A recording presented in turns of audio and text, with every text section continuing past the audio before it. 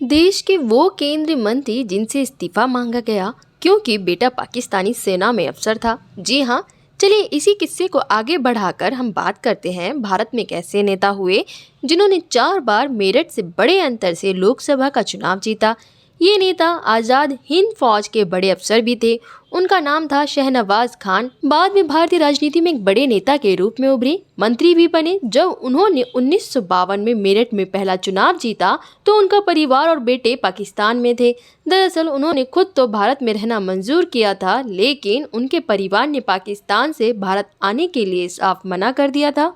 जब वो मेरठ में 1952 में पहला आम चुनाव लड़ रहे थे तो इस शहर ने उन्हें हाथों हाथ लिया, क्योंकि आज़ाद हिंद फौज के बड़े सेनानी थे और पाकिस्तान की जगह उन्होंने भारत में ज़िंदगी बिताने का फैसला किया था। उसी समय उनका बेटा पाकिस्तानी सेना में भर्ती हुआ था। उसके बाद दोनों ने तरक्की की। शहनवाज ने भारतीय राजनीति में सीढ़ियाँ चढ़ी तो बेटे ने पाकिस्तानी फौज में तरक्की की। कुछ साल बाद जब वो भारत सरकार में मंत्री बने तो बेटा पाकिस्तानी फौज में बड़ा अफसर बन चुका था। शहनवाज ने 1952 से लेकर 1962 तक लगातार 3 संसदीय चुनाव मेरठ से जीते। 67 के चुनावों में वो हार गए, लेकिन 1971 में वो फिर मेरठ से जीते। वो केंद्र में कई विभागों के मंत्री भी बने। वो पाकिस्तान के रावलपिंडी जिले के मटौर गांव में पैदा हुए थे, पढ़ाई भी वहीं हुई। बाद में वे ब्रिटिश सेना में कैप्टन बने, लेकिन असल में तब चर्चा में आए जब नेताजी सुभाष चंद्र बोस की आज़ाद हिंद फौज में शामिल हो गए। वह नेताजी के करीबी लोगों में रहने के साथ आज़ाद हिंद फौज में मेजर जनरल थे। जब आज़ाद हिंद फौज ने समर्पण किया तब ब्रिटिश सेना ने उन्हें पकड़कर लाल किले में डाल दिया। प्रसिद्ध Lal Qila court martial trial हुआ। देश के पहले प्रधानमंत्री पंडित जवाहरलाल नेहरू ने उनके लिए वकालत की। आज़ाद हिंदुस्तान में लाल किले पर ब्रिटिश हुकूमत का झंडा उतारकर तिरंगा लहराने वाले जनरल शहनवाज ही थे।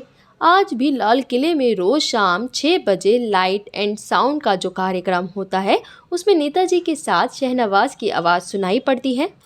1956 में भारत सरकार ने नेताजी सुभाष चंद्र बोस की मौत के कारणों और परिस्थितियों के खुलासे के लिए कमीशन भी बनाया था। इसके अध्यक्ष भी जनरल शहनवाज खान ही थे। और आपको बता दें कि उनके जीवन में एक अजीब सी बात हुई। जब भारत और पाकिस्तान के बीच 1965 का युद्ध छिड़ा तो शहनवाज तब लाल बहादुर शास्त्री की सरकार में कृषि मंत्री थे। अचानक ये खबर फैलने लगी कि उनका बेटा पाकिस्तानी सेना की ओर से भारत के खिलाफ लड़ाई में हिस्सा ले रहा है। उनके इस बेटे का नाम महमूद नवाज अली था।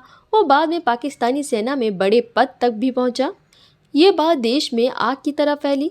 विपक्ष ने उनसे इस्तीफा मांग लिया। वे सियासी दलों और संगठनों के निशाने पर आ गए। शहनवाज इतने दबाव में आ गए कि इस्तीफा देने का मन भी बना लिया। देश के तत्काल प्रधानमंत्री लाल बहादुर शास्त्री पर उन्हें मंत्रिमंडल से हटाने का दबाव पड़ने लगा। तब शास्त्री ने न केवल उनका बचाव किया बल्कि इस्तीफा लेने से भी मना कर दिया। शास्त्री ने विपक्ष से भी 2 टूक कह दिया कि वो कतई इस्तीफा नहीं देंगे। अगर उनका बेटा दुश्मन देश की सेना में बड़ा अफसर है तो इसमें भला उनकी क्या गलती है। वैसे आज भी शहनवाज के परिवार के लोग पाकिस्तान में ऊंचे पदों पर हैं।